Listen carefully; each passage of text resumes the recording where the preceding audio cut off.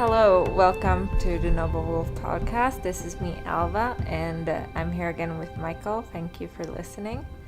Tonight we're going to talk about childism, or as we like to call it, adult supremacy.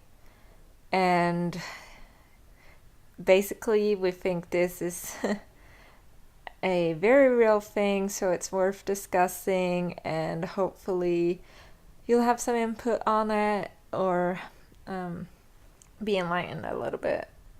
So, I guess we should dwell right in. Indeed we should. I think that this all begins at a very esoteric level with the way that people view reality.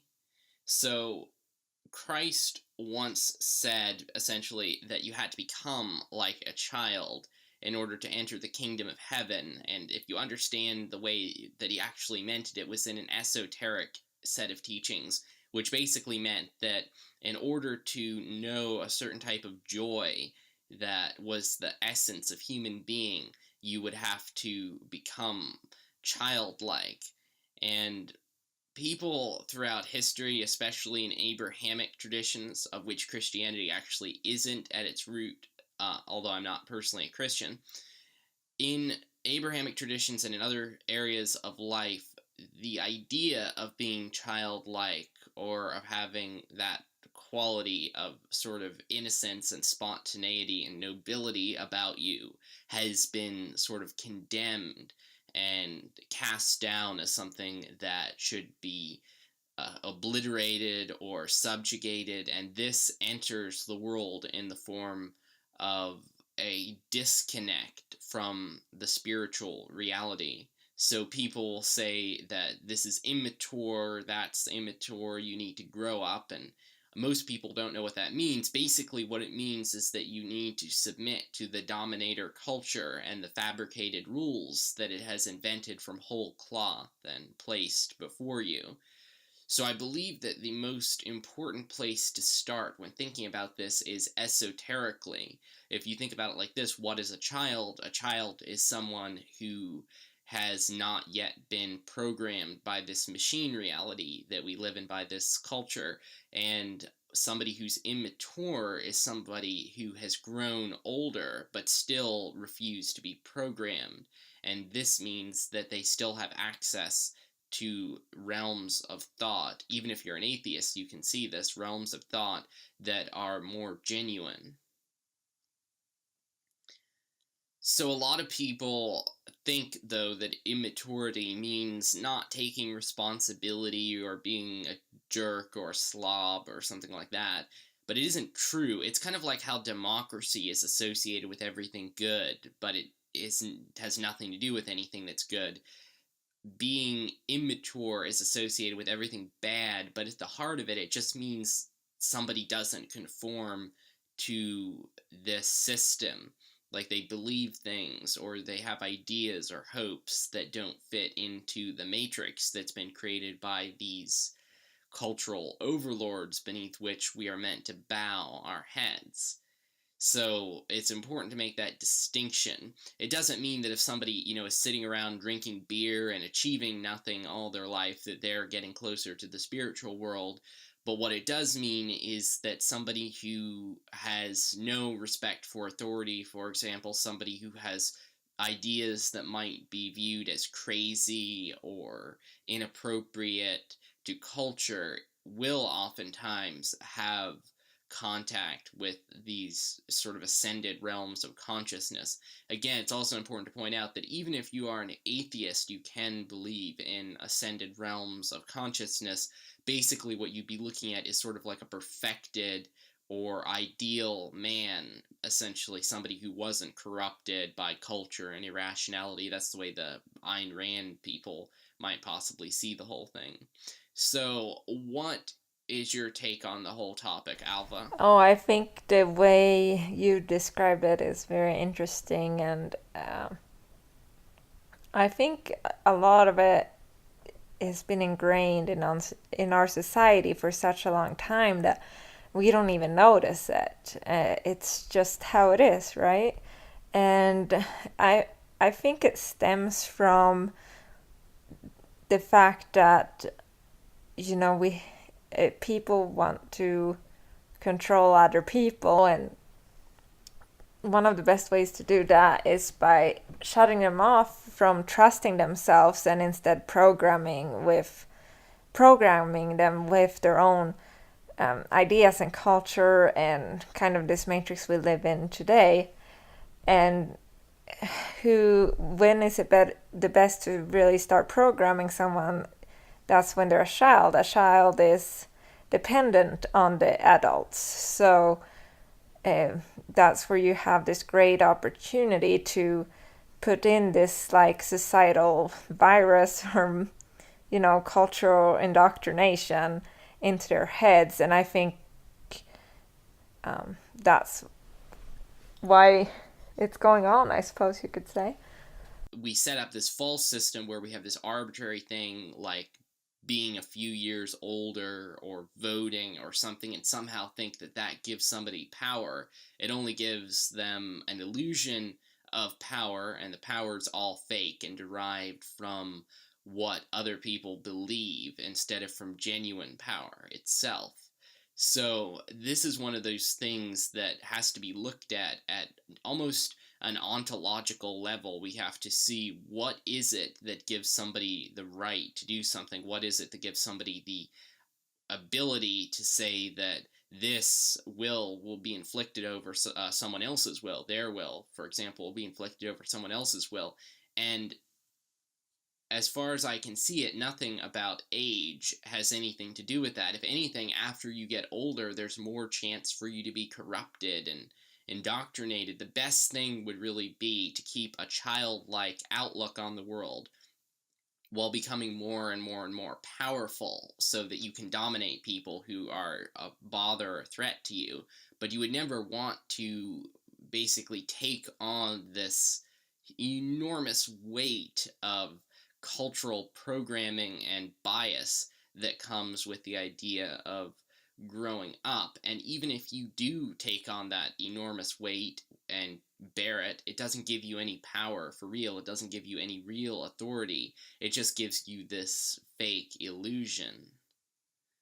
If we didn't have adult supremacy, or whatever you want to call it, then our society would look very different. So, I mean, the powers that be only win on keeping children obedient, I guess you could say, and like basically training people not to trust ourselves and instead only trust in authority, and not ask really why you should trust in that authority, because in adult supremacy, the only reason you trust in the authority is because, the person happens to be older, so you have to respect them, which makes absolutely no sense when you think about it. But that's what we're indoctrinated to believe from a very early age, which also helps us, like, to not question other forms of authority, because, we were told this person has some sort of authority, so yeah, we need to respect that person and accept their control of us, I guess you could say. And this would all be questioned and obliterated if we ended adult supremacy. An interesting note to apply this to is to the idea of politics as well. So this brings to mind the great Swedish king Carlos Rex, who was an amazing dictatorial sort of leader and king, and who basically said that his throne had been given to him by God, not by the church directly, so to speak. And he was like kind of an outrageous, impressive figure, but he was put into his position when he was pretty young. I think he was like 15. And I'm thinking, like, what would the world be like if we let a 15-year-old run it? I have to say, if it was a noble 15-year-old, it would be far less likely to have the kind of corruption that we see today. And the fact that can't ever happen today is kind of evidence of exactly what we see, that they try to create a system that is as controlled and as appropriate, and all these different words they come up with that are supposedly good but that are actually the opposite of good. Do you sort of get what that sort of parallel with that as well? Yeah, I can see what you're saying there, and appreciate your input. So now that we have talked about this on the realm of sort of higher thought and ontology, even to some degree, and esoteric ideas, it would be a good idea to bring the topic down into the realm of reality. So, what does this actually look like? It can be rather startling. And before Alva takes it away, I'm just going to give you a quick example. So, in our world today, we think that it is a good idea and perfectly reasonable to take a little baby boy and chop part of his dick off for some kind of aesthetic or spiritual reason that is very difficult to pin down in the real world.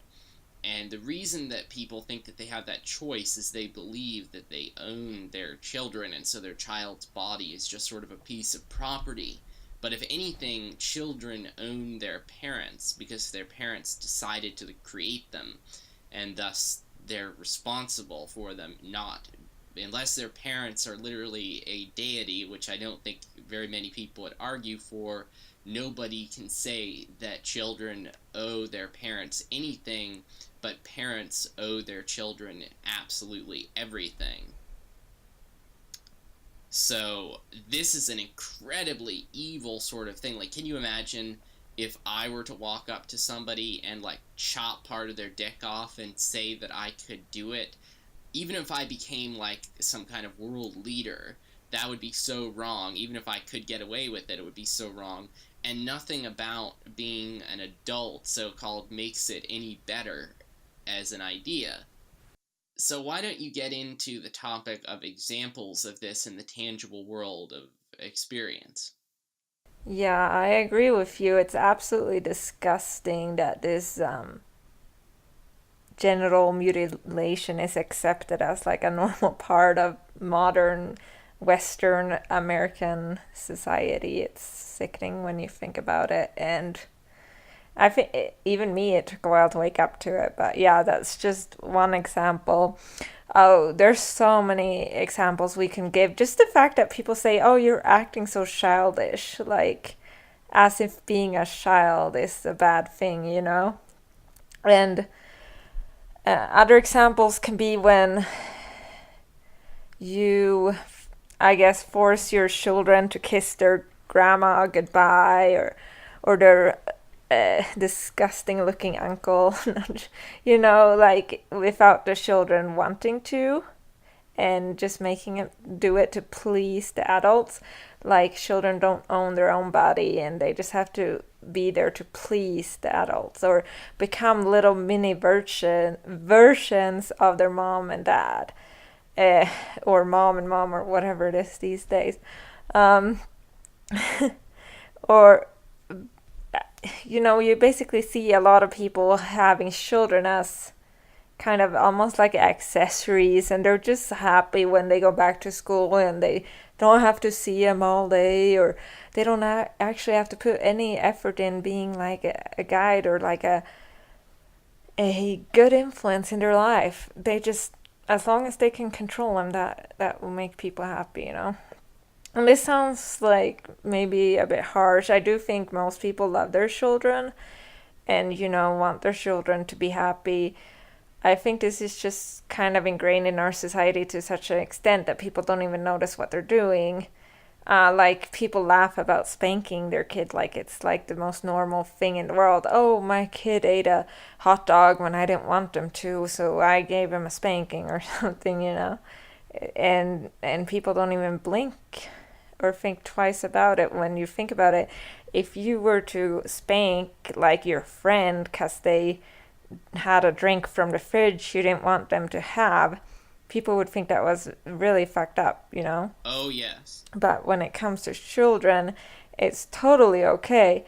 Or parents like telling the children, what to wear, or how to cut their hair, or like forcing them to cut their hair, instead of like trying to talk to the child and reason with them and like explain things. They just decide, and oh, why? Oh, well, because I said so, because I'm an adult, so you better listen to me. um I don't know. I don't know if that was even really examples or just more ranting, but No, they were excellent. and also like people going to pierce their little daughter's ears when they're like 6 months old. Like, I don't know. I just think it's disgusting. It really is. And basically treating their child like an accessory they own instead of their own person. They're little human beings. And yeah, they're dependable on adults. Obviously they need their mom and dad to guide them and help them become who they are and like express themselves and become great versions of themselves.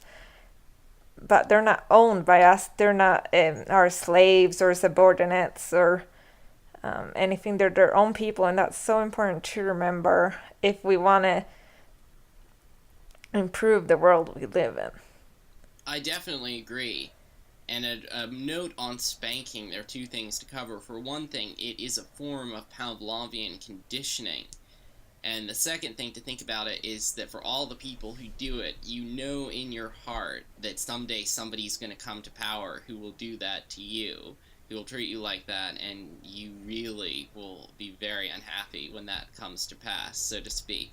I mean, these people, the funny thing is, like, they're always the people, this is a side note, who are terrified of dictatorships. It's a very amusing thing. And I can just literally imagine how funny it will be when they are subjected to the same thing, only probably for much better reasons.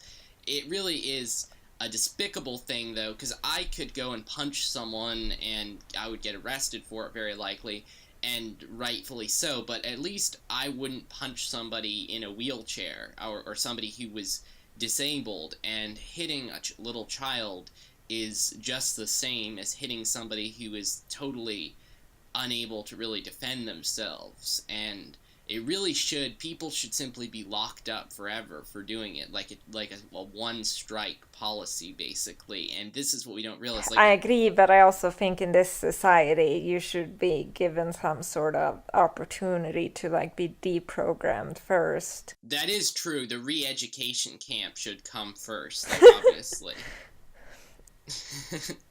Well, it bothers me also when people say, like, when you talk to a lot of relatives or just people in my general acquaintance, and talked about spanking and how I think it's wrong and unacceptable, and and they just like get angry with me and say, well, if you ever have children, you would they're just going to end up being delinquents and go to prison and this and that. But look at the prison population. I guarantee you most of them have definitely been spanked and probably even more severely abused, a lot of them. And so that's just a very untrue statement. And not spanking your kids or not being and not putting them down and shaming them and harming them in that way does not mean you're this permissive parents who's like, oh, you want to go out to a party and drink when you're 13 and hang out with all these older guys and that's totally okay. No, it just simply means that you respect your child enough to reason with them and communicate with them and talk to them and explain to them things instead of controlling them. Oh, definitely. I don't yet have kids myself, but I've seen this with my niece, that if she's not doing so well with something, that I can tell her a story that can carry the reason behind something and she'll improve her behavior. And if you tell somebody a story or talk to them or reason with them, it makes them know that they're important and that they can decide things properly for themselves. If you hit somebody, if they're weak, they will just obey and become an automaton, and if they're strong, then they'll overthrow the whole system that you put them in. And Mm-hmm. so there's no way out of it. In fact, if you think about it, I mean, the only way out is reason. If you reason with children and try to be nice to them and use other methodologies, like, it's perfectly reasonable, even, I think. Obviously, you pay for your child's food, so if your child doesn't do something that's critical, then I think it's okay to say you can't have dinner until you do whatever this critical thing is, because you paid for it, of course, and the thing is critical. Obviously, you have to be smart and not say that over nothing. But hitting somebody is totally ridiculous. It's like as if you are some kind of a mental midget to go around like bashing people over the head because they don't do what you want. I mean, even some of the stupidest people out there probably wouldn't do that. Like, it's the lowest of the low that you could treat someone, especially if they can't even fight back. Like, at least if it was somebody who could fight back, I would have some understanding for it. But if Yeah, they well, can't, that's why parents usually stop spanking when kids start getting to their teenage and, like, you know, teenage years, because then they could actually fight back. So they don't get spanked anymore a lot of the time. Um, so that's interesting. It's also interesting to think about that if you just use like punishment to, and people often say like, well, if I don't spank my kids, they won't learn to not run out of the street, and then they'll get hit by a car, and that's a lot worse. So that's why I spank them, and that it's really just to protect them. But when you think about it, then all that would mean is when you're not there and the threat of spanking isn't there anymore, they would have nothing ingrained in them to not run out on the street and possibly get hit by a car. Versus if you talk to your child and like explain to them and the dangers of running out in the middle of the street, and they really ingrain that and understand that, then even when you're not there watching them, they will know not to run out on the street. You know what I mean? I don't know. oh yeah, That's just and what one might call, I don't really believe in punishment, but what one might call capitalistic punishment and reward. Not capital like killing someone, but like sort of rewarding people for things that they've done that are good. This would teach a child how to be successful in an unfortunately dwindlingly capitalistic society, but still one where you do go into business, hopefully, and it will teach somebody how to actually be successful and how to deal with people if they learn about rewards and not getting rewards if they don't do the right thing.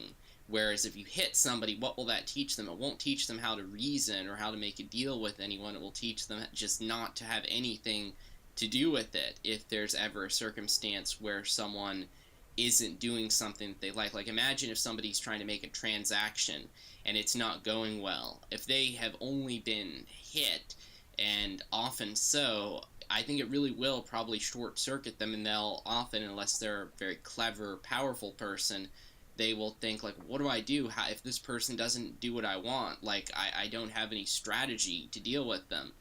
And so I believe yeah. it robs people of their intellect, really, in a lot of ways. And it does lower IQ to some degree if you look at the research that's come out recently.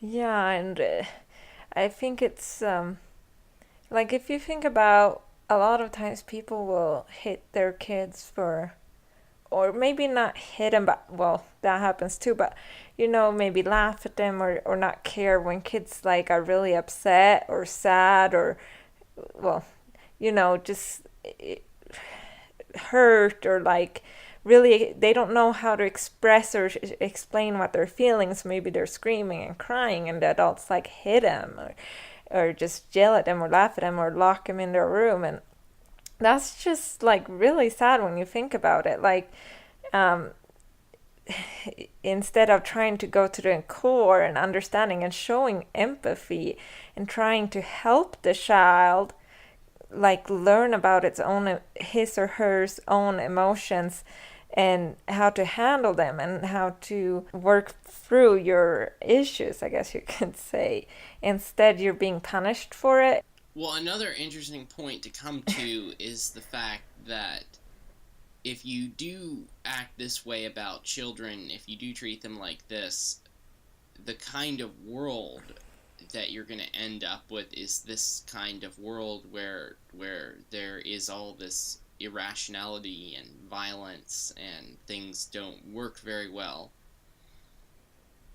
And Yeah, so, and that doesn't mean it's like a to be like this victim. Oh, like I'm crying, so give me. But it's just really like learn how to deal with it instead of just being punished and hide everything and just pretend everything's okay. You know what I mean? oh yeah, I mean, reality can punish people well enough. Exactly. If We you, and don't need also, safe rooms, or what do they call them? Like safe places. No, we need people who can deal with their own emotions. That's what we need. We don't need this safe place or this prison punishment thing. Like, no, we need to like learn how to fucking handle things.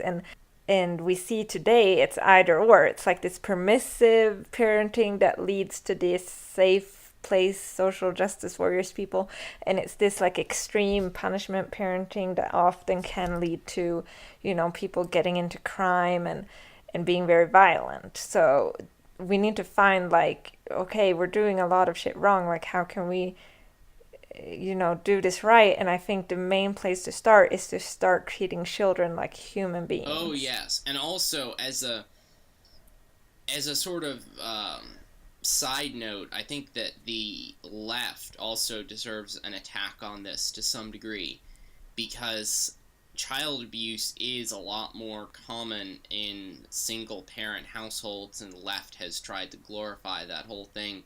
And they also are promoting pedophilia, as we see on certain websites that are replete with leftist filth.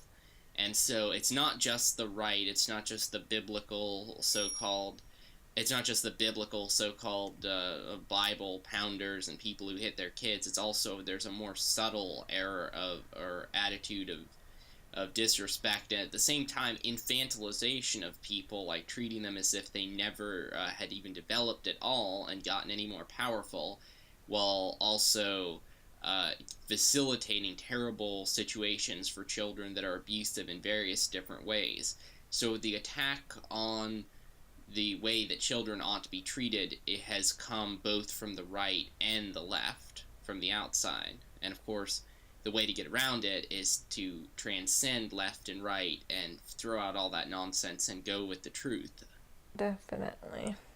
Another note is that also, I think people don't recognize that if you do treat children like this, that someday you will be sorry. If you're an atheist, then what you will have to confront is when you die and go out of existence forever, you are going to be presented with the fact that the only reason people obeyed you is because you forced them to, not because you had anything good to say or any actual power.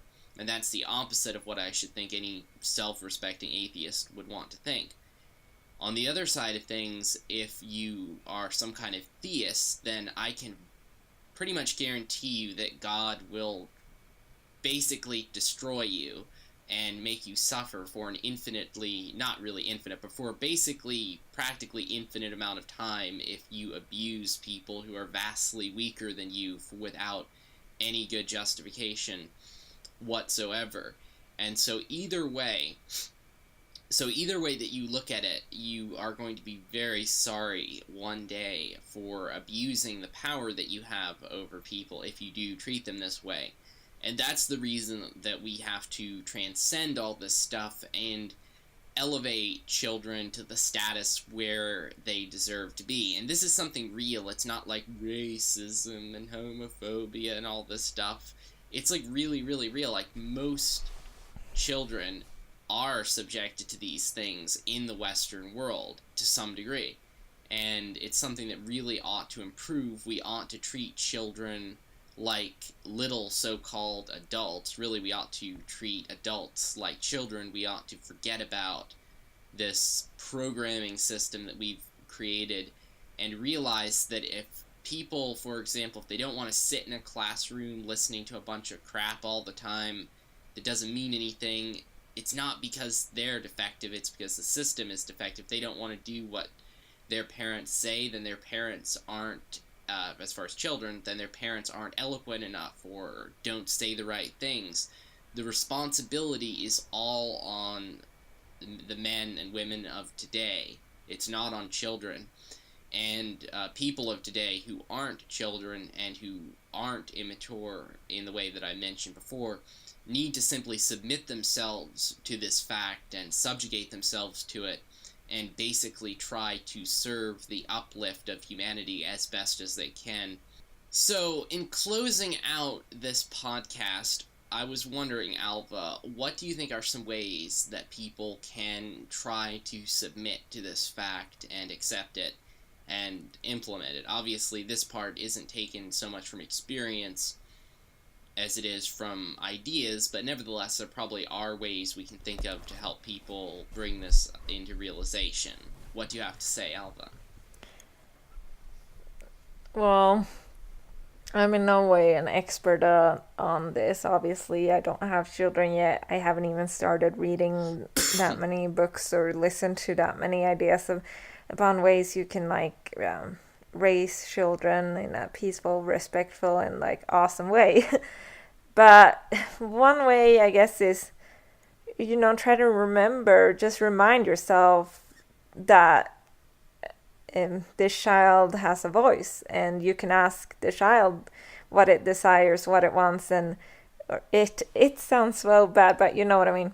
We need to start raising children so they become extraordinary and go and are awesome because of their childhood, instead of just, oh, I turned out fine, or have all this trauma and baggage with them when they become in their older years, where they have more, they're not dependent, so they can go out there and create things in the world. You know what I mean? Oh, I definitely do. I definitely do. And another point that could be added to it is that people ought to explain things to children that most people will gloss over. It's like, for example, with my niece, I've been able to explain really complicated philosophical concepts to her, and she actually understands them really well. Another example is somebody supposedly who knew William Lane Craig, if you know who that is, somebody who knew him apparently taught a bunch of his arguments to kids, and they actually were able to grasp them faster than adults. And so never shy away. Like if you have a calculus book, or if you're working on economics or whatever it is, never shy away from showing that to a child, because they actually might understand a lot of it more than you would think. It's only this idea that we have that children can't understand very much, and it really is a basically false idea. Yeah, I agree with you, but at the same time, of course, it's important to let children kind of develop in their own time and level. Oh yes, that's another point. That's another point. Unless a child is inspired, they probably won't understand some things.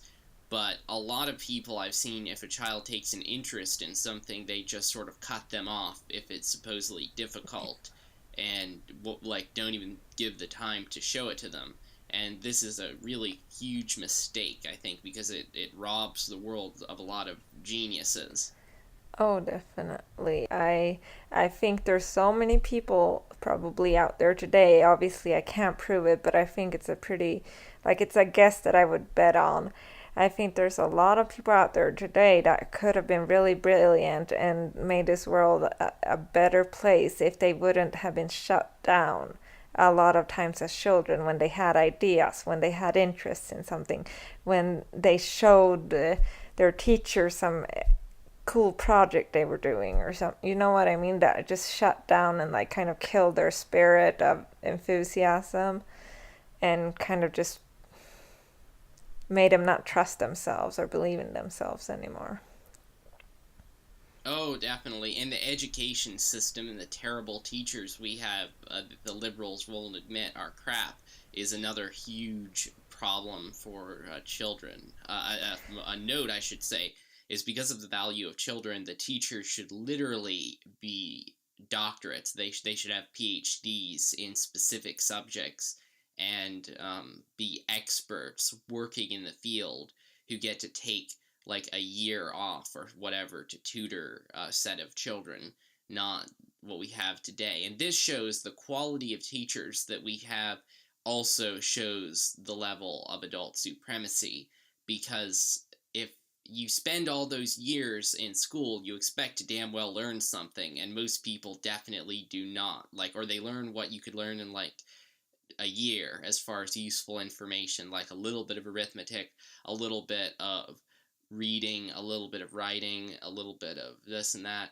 And one way that I knew this is I knew this particular person, and she didn't even know what it meant to raise a number to the third power. Like I said, I'm going to cube something, and she didn't know what it was. And this is exactly what we find. Like, things are taught terribly. It's no coincidence that people are on a bunch of different whacked out synthetic cocaine, methamphetamine medications with the way that schools are teaching these days. It's absolutely an abomination. Oh, I think the way the school system is today, that definitely needs to change, is that children are just formed to be kind of these adult drones in the future that just go with the status quo and are able to go to work 9 to 5, and it's sad because it still is that way. You can see some people wanting to change it and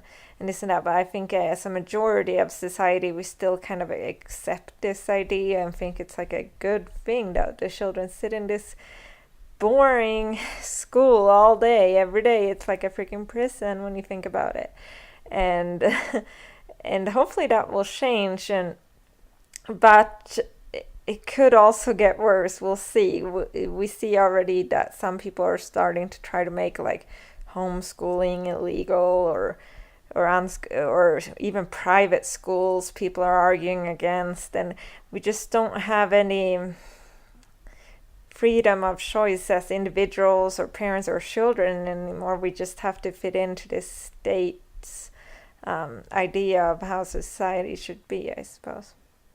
Yeah, it's like you wonder about I mean, this kind of brings to light something that is important. Like, you wonder, why is it, for example, that children don't get taught about the great mathematical identities, or about the Vesica Pisces, or Fibonacci, or Phi, or any of these interesting things, or the really deep secrets of biology? Why don't they get taught about any of these things? Why don't they get taught about really excellent ideas in simple ideas in physics very well? Where is the lack of this stuff? And the reason is, pretty clear. It's because the whole purpose of the education system is to make a bunch of drones. Like, a drone isn't going to need to use Euler's identity or know about it. They're not going to need to think about a Vesica Pisces or to learn about the selfish gene. They're just going to need to sit and obey authorities and make a minuscule amount of money and waste their life away. And this is the problem that we see. There's no level of heroism or ambition that is taught in these places. Yeah, and we know even like the people perpetrating the system themselves know it suck, because if a child manages to push and still be excellent despite of how sucky the school system is, they usually move them to a better school or a different class or this and that. It just shows that they know the system sucks, but they're keeping it that way anyways, and you wonder why. Oh, definitely. They really are keeping it that way indeed. And I think it all goes back to the control system, where it's going to be lacking all of this stuff that really would be great and that would inspire people. So we're about out of time for the podcast today, and we really had a great time with everyone, and we hope that you subscribe to us on YouTube and like us on Facebook and follow us for the next time when we probe the most interesting things and the most incredible secrets in all of the universe, and laugh at the stupidity of stupid people and all the fun things that we intend to do. This has been Micheal Johanstein and Alva Lionheart.